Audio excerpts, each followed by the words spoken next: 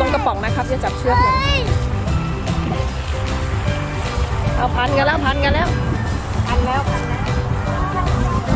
โอ้โหของยุมันสูงมากเลยอ่ะ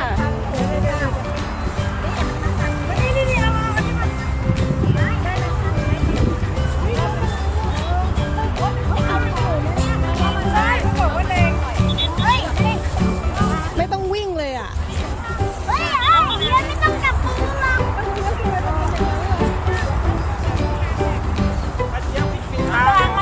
มาแล้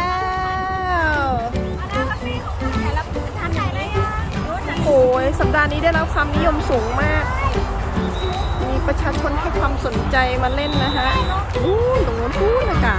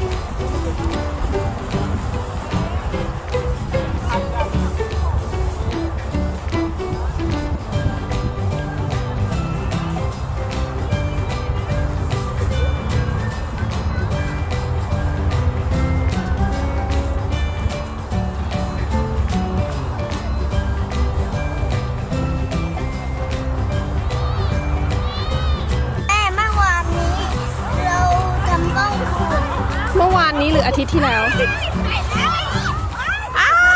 ไปแล้วทัน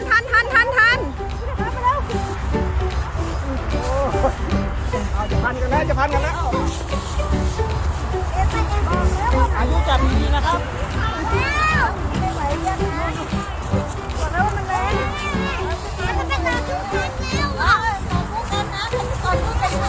ต่อสู้เหรอ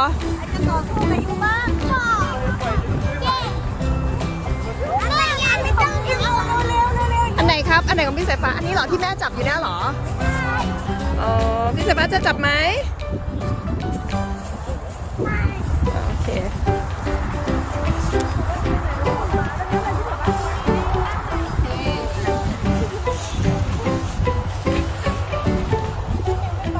ทุกคนเล่นว่าวกันอยู่ตอนนี้ใจเย็นโอ้โหยูว้าวยูสูงมากเลย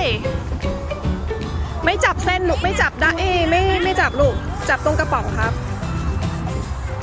ระวังล้มนะ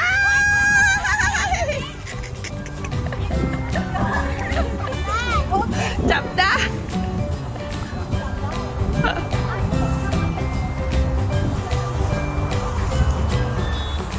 เจ๋งอ่ะ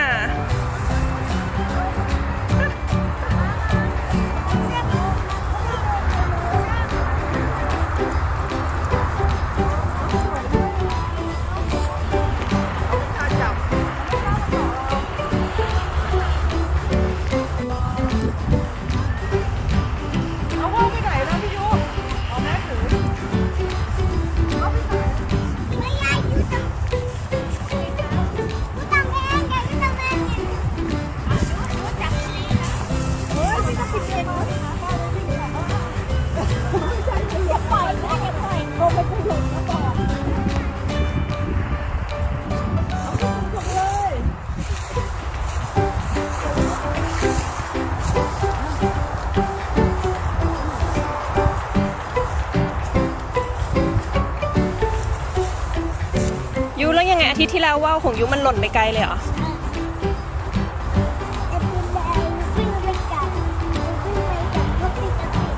เอาหรอแล้วทันไหมแล้วเก็บทันไหมอ้าวหรอแล้วเขาไปไหนโอ้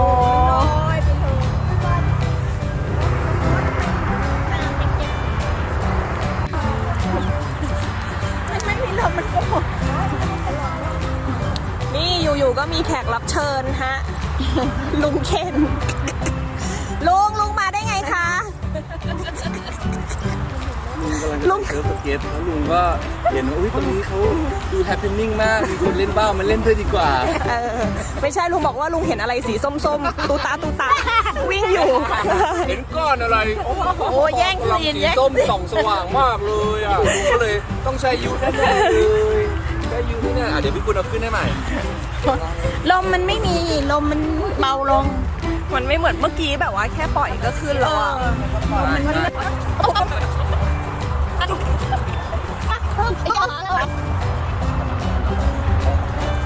ไปพี่ดีกว่าได้มีที่วิ่งเยอะ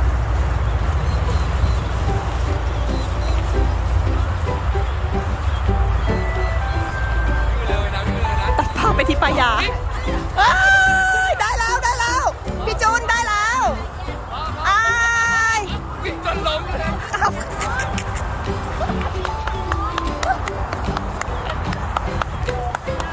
โอเคเยี่ยมเยี่ยมเก่งละนี่แหละดีแล้วมันดึงมันขึ้นสูงตัวสูงดึงมัน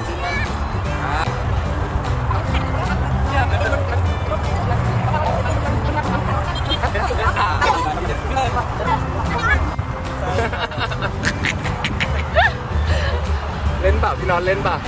ไม่ได้เล่นไม่งั้นอยู่เนี่ยเต้ก็อยู่เนี่ย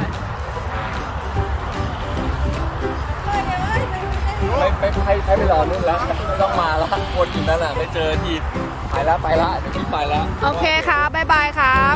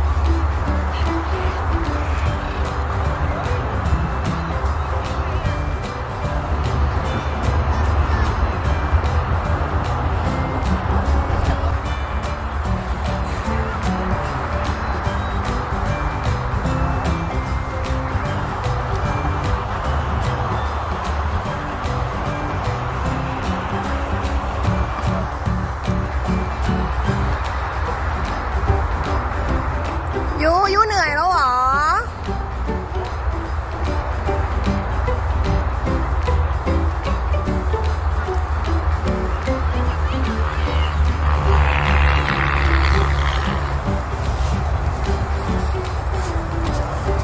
ผมที่ชอบมาใกล้ๆ